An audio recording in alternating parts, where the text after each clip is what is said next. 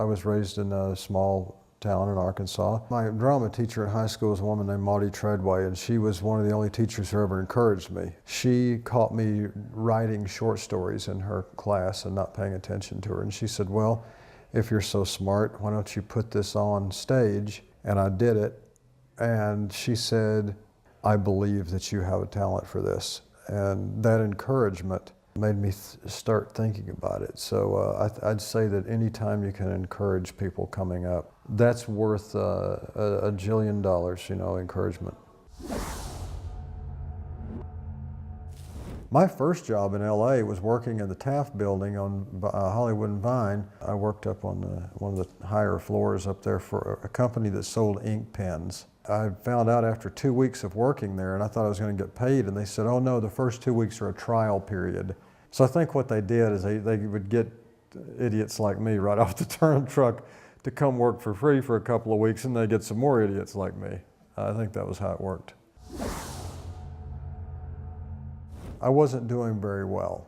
This was in 1984, and I was embarrassed to tell anybody how bad things were for me, so I just didn't say anything. And I ended up in the hospital. I had no potassium or electrolytes or whatever, and so I guess the same thing happened to my heart that happens to like an anorexic or something like that, you know. I mean, I didn't choose to only eat potatoes. It's because that was the last thing I had left. I had a bag of potatoes from the supermarket, and they were going to kick me out of the hospital because I didn't have insurance and send me to the county. There was a doctor from the Ozarks there. He happened to be on duty that night, and he made them keep me in the hospital. So he, in a lot of ways, saved my life.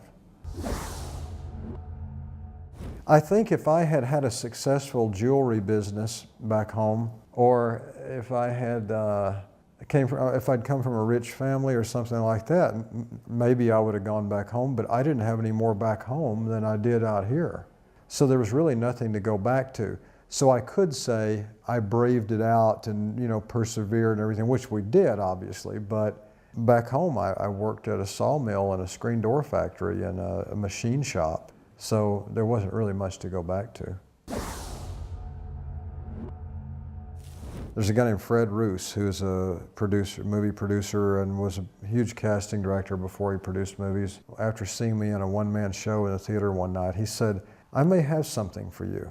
And I thought he meant like tomorrow. And like a year or two later, he called me up and he said, they're doing this TV series on Fox, this new network.